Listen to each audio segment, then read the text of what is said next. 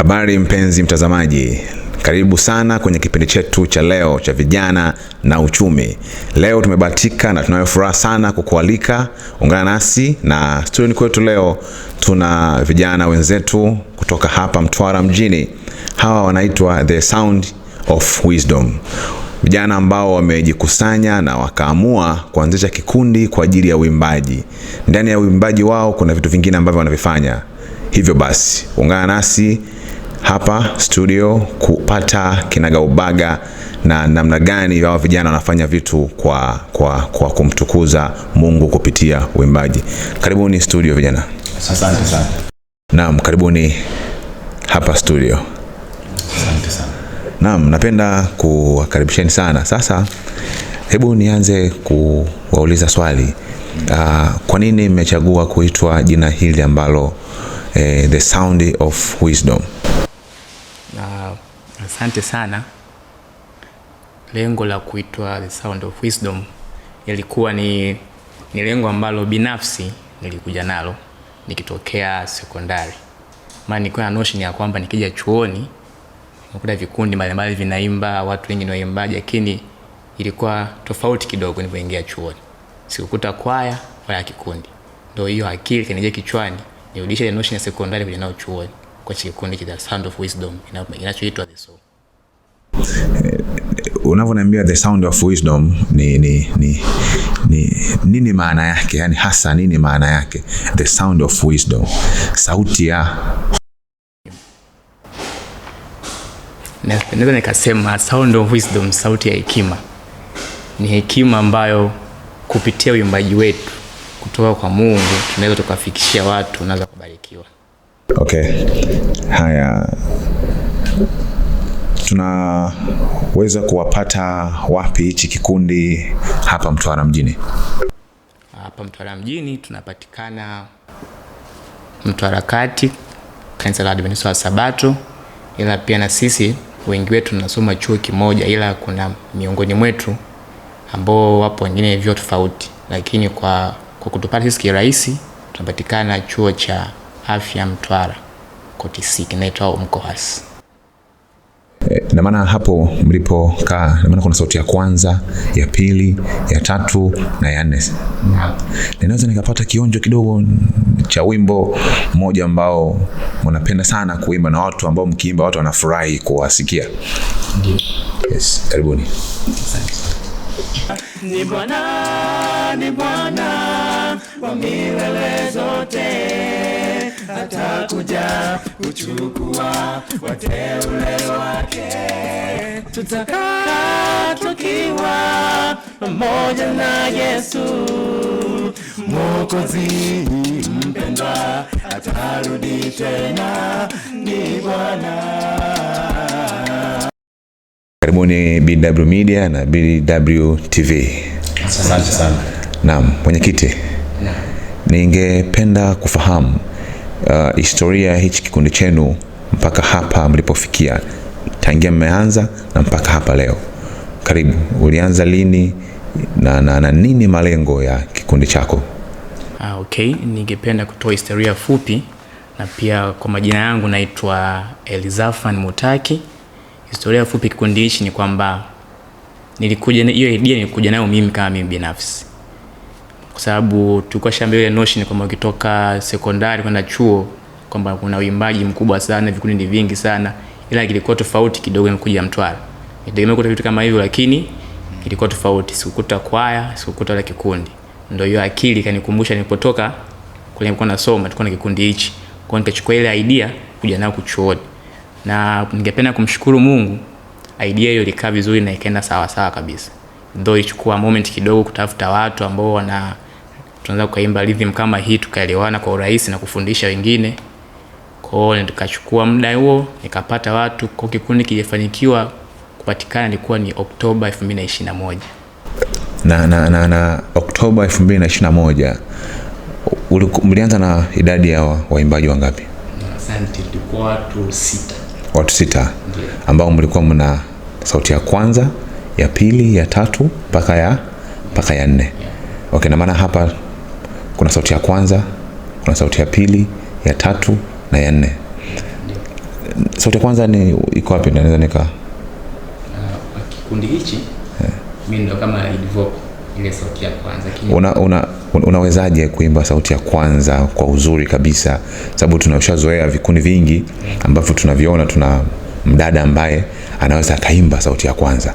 Wewe kwa nini unaweza vipi kuimba hiyo sauti ya kwanza? Kuimba hii sauti ya kwanza nahisi ni kipaji ambacho Mungu amenipatia, na pia ni kwa jitihada za mazoezi.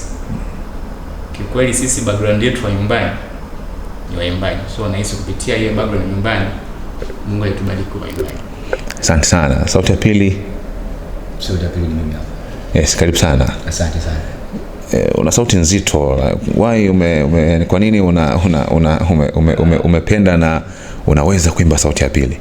Sauti ya pili, yani unajua ukiwa unaimba sauti ya pili ni sauti ambayo inakuwa ina feeling sana. Alafu unakuwa kama unajiachia. Kwa hiyo unaweza ukafanya mbwembwe zote kuliko sauti nyingine. Kwa hiyo inakuwa ni sauti ambayo ukiimba unakuwa unaifeel. Yani inakuwa inakupa utukufu kidogo ukiwa unaimba. Yeah. Sauti ya tatu. Karibu sana. Asante sana. Naam. Hebu nipe uwezo na ugumu gani ambao unaupitia kwenye kuimba sauti ya tatu, na ya kwanza na ya pili ni wa kiume wenzako? Ugumu unaokuja kupata hapo kwenye wakati tunaimba unatokea pale ambapo wimbo unakuwa ni wa juu zaidi. Kwa wakati mwingine inakuwa shida kwangu mimi kupanda ile sauti ya juu, lakini kwa sababu Mungu ameniwezesha sauti ya kupanda mpaka huko, kwa hiyo sio ni taabu wala sio ni shida. Okay. Hongera sana.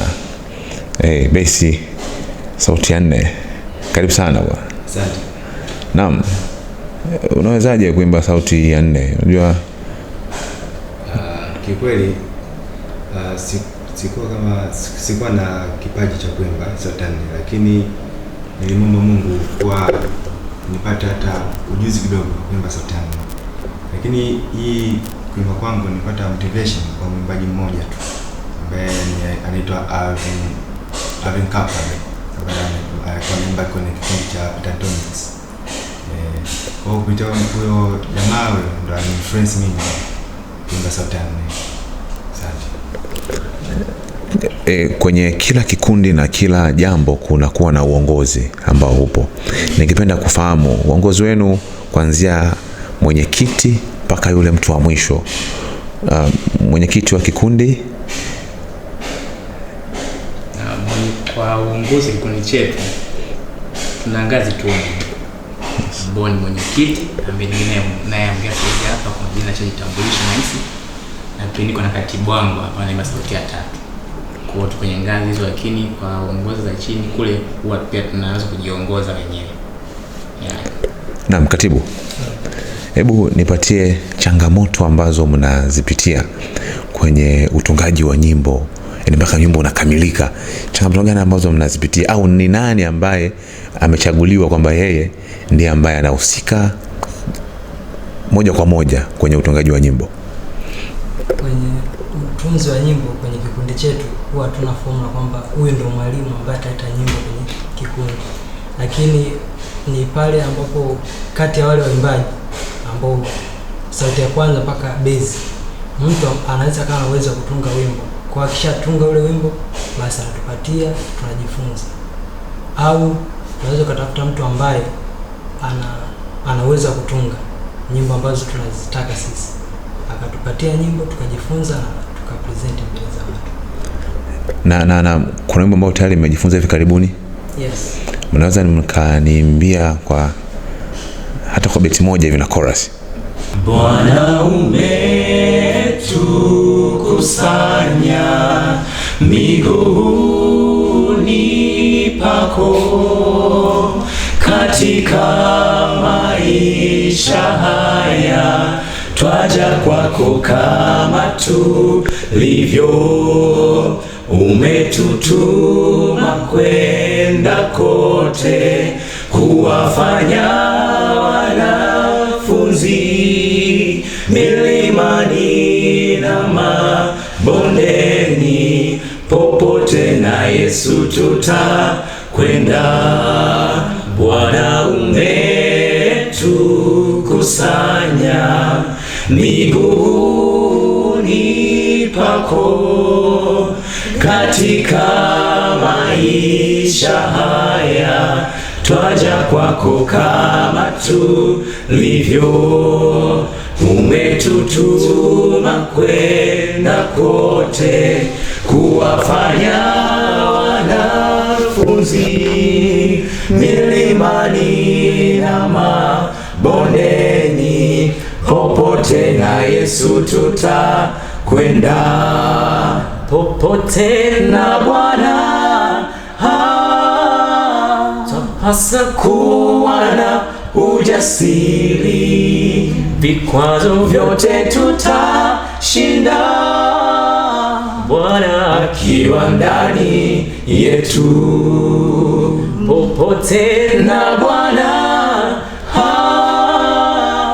hasa kuwa na ujasiri, vikwazo vyote tutashinda, Bwana akiwa ndani yetu.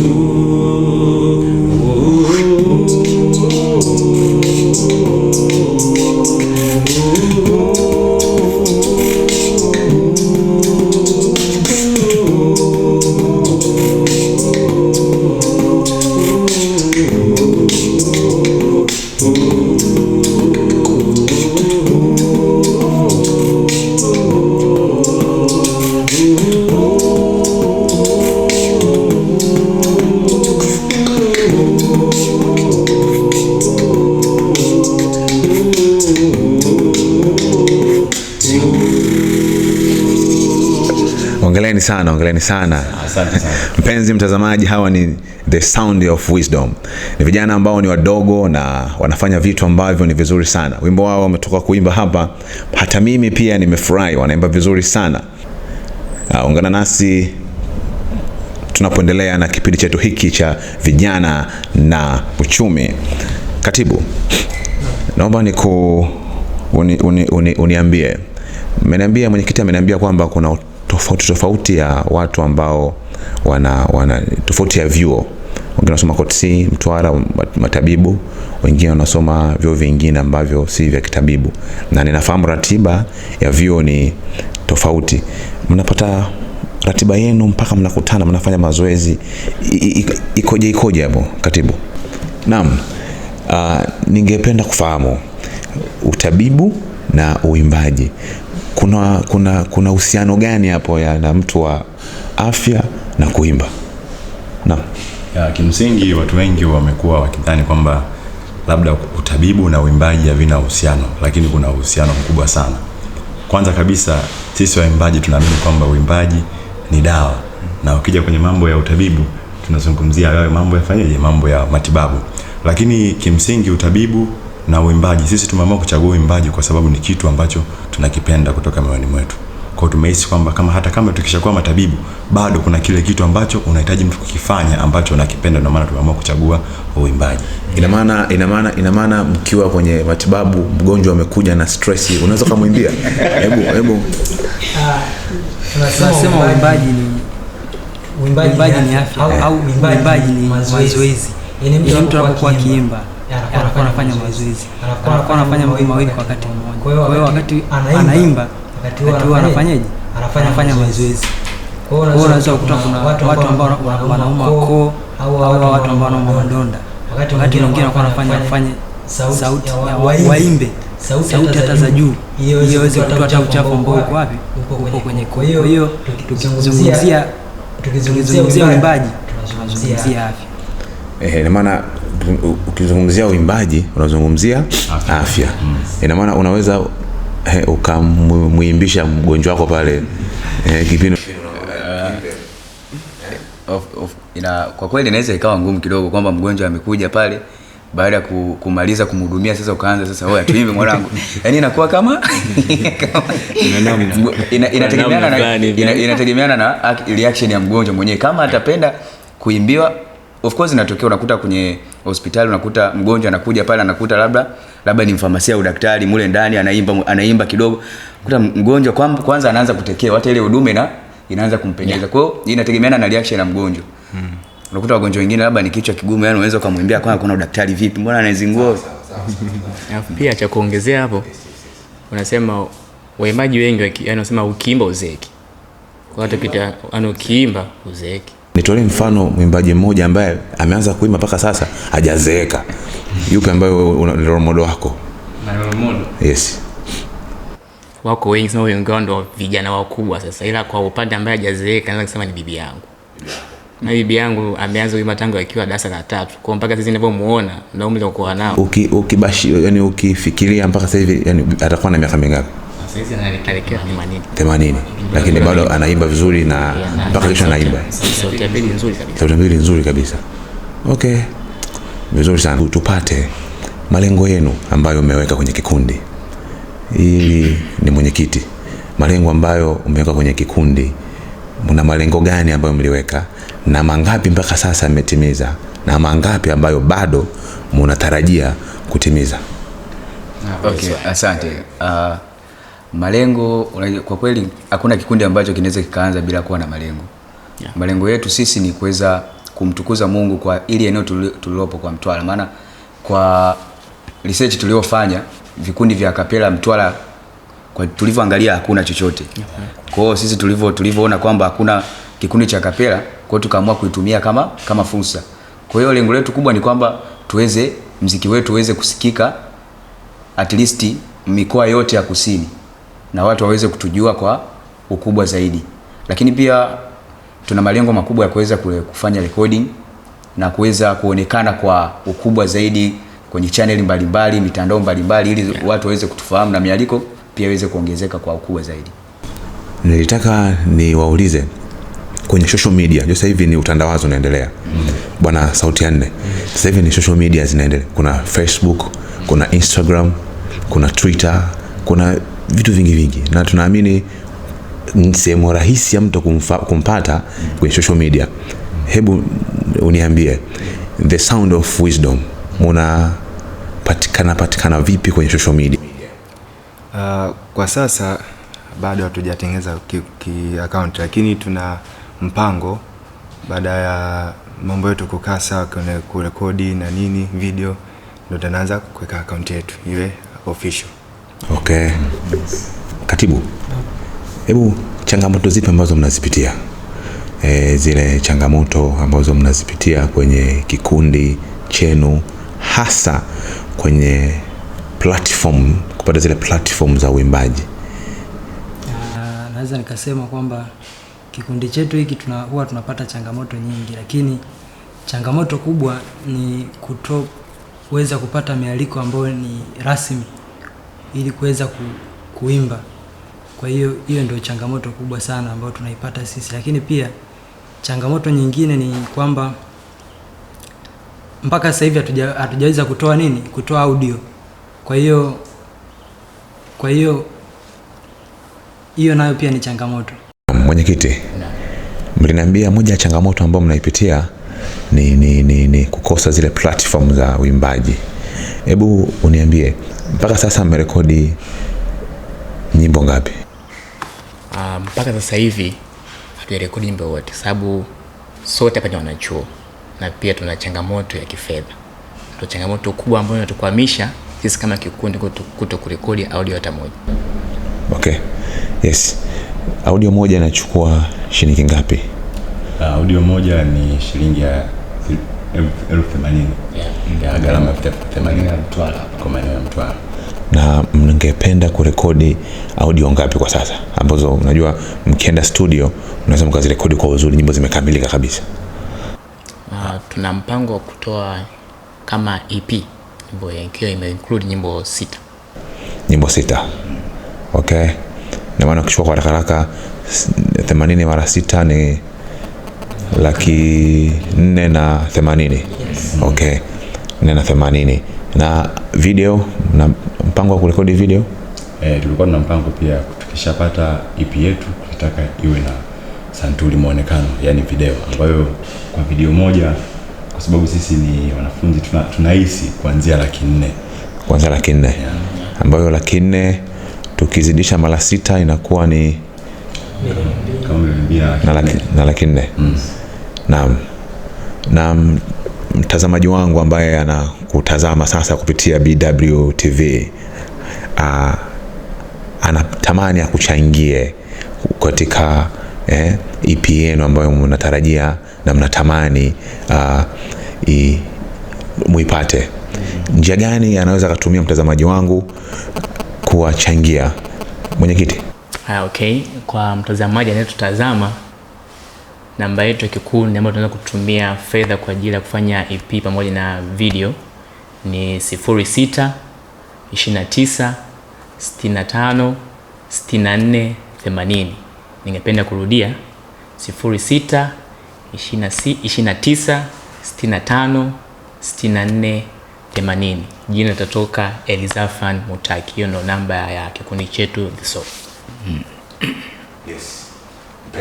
Mtazamaji wa BWTV, vijana wetu hawa wa The Sound of Wisdom wanatamani sana kuwa na IP yao yenye santuri muonekano za nyimbo 6, na budget yao kwa haraka ni kama milioni 3 hivi. Nikuhase na nikuambie mtazamaji wangu kwamba namba yao ambayo wanatamani wachangie ni 06 29 65 64 80. Nitarudia tena 06 29 65 64 80. Jina litakuja Elizafan Mutaki. Naam, swali langu la mwisho, wacha niwaulize. Mtazamaji ama mtu ambaye anatamani kwenye shughuli yake, iwe ni ya kidini, iwe ni happy birthday, na mimi mnaweza kuimba happy birthday to you, hizo yes. Anatamani awaalike, gharama gani ambayo nyinyi mmejiwekea kwamba tukienda kanisani tutawatoza?